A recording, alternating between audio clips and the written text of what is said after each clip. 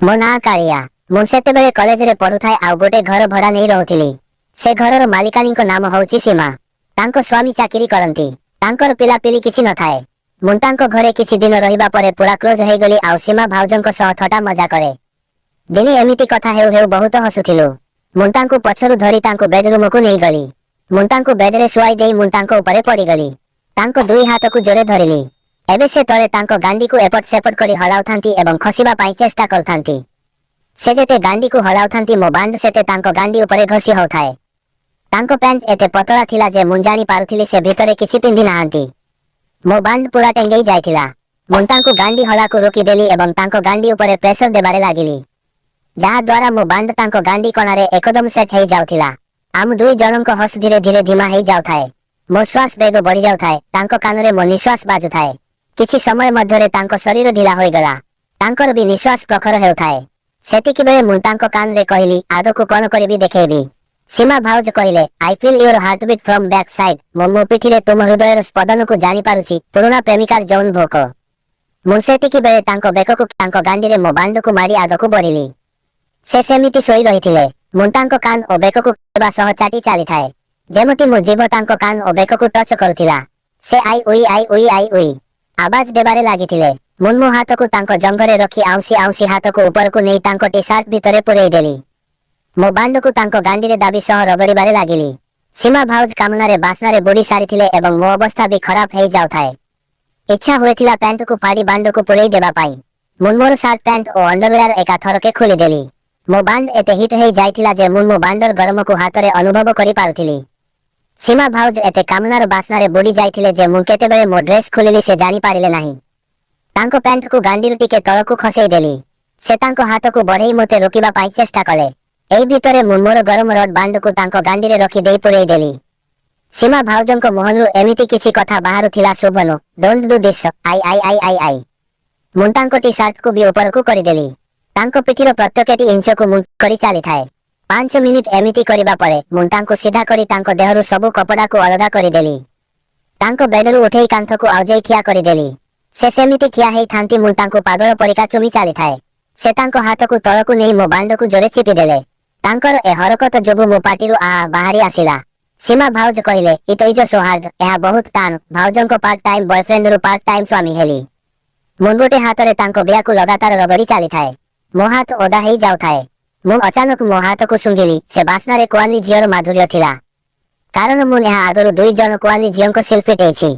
मु तांको छाड़ी एकदम पछकु चाली आसिली। आश्चर्य हेई तांको पचारिली, कोन तुमे एपर्यंत करिना हो? बंधु माने जे कुआनी झियर बिया चटिबा सौभाग्य हाथ छडा करे से दुनियार सबुठारु बड़ बोका।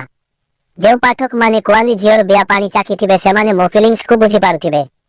से स्वादरे एक अलगा निशा थाए। मुंडरे शैतान जागी जाए। से किछि कहिबाकु जाउथिले मु तांको बाहुरे धरी बेडरे सुआई देली। मु तांको गोडको मेलेई प्रथम बिया पानी रु बाहरुथिबा बासना को सुंघिली।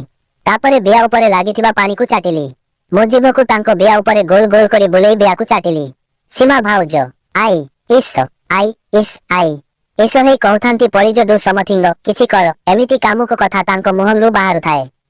सीमा भाउज तांको हाथ तांको दूध मुंड ओ देह सारा बुलाउथांती। किछि समय बिया चारि पाखे जीभ को घुरेइबा परे मो जीभ को तांको बिया भितरे पसेई देली। दुई बिना चारि थर आग पछ करिछि से कंपिबारे लागिले। मो हिसाबरे एही समय कुआनी झियंको सिल फिटेइबारे सबुठु उत्तम समय। मु बिया को रगड़ी रगड़ी तांको दूध देई मो ओठ तांको ओठ पाखरे पहुंची गला। मो बांड भी पोजिशन नहीं सारी थाए। गोटे हाथ मो बांड को धरी बिया ऊपर रखिली आ गोटे हाथ रे तांको बेक पछरे रखिली। मो शरीर को तांको देह सह पूरा चापी रखी थाए, कारण से जेमिति बेसी हली पारिबे नाही। टिके छेप लागे बांड को रगड़ीबा सह भीतर को पेली देली।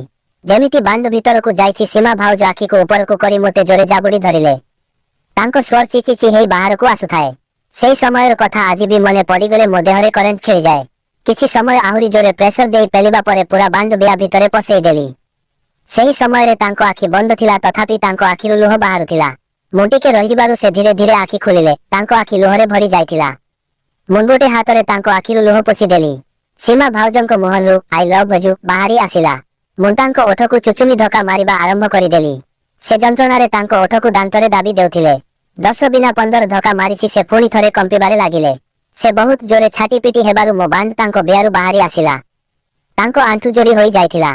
ସୀମା ଭାଉଜ ଗୋଟେ ହାତରେ ତାଙ୍କ ବେଆକୁ ପ୍ରେସ୍ କରି ଚାଲିଥାନ୍ତି, ଅନ୍ୟ ହାତରେ ମୋ ବାଣ୍ଡକୁ ଧରି ବେଆରେ ପୁରେଇବା ପାଇଁ ଚେଷ୍ଟା କରୁଥାନ୍ତି।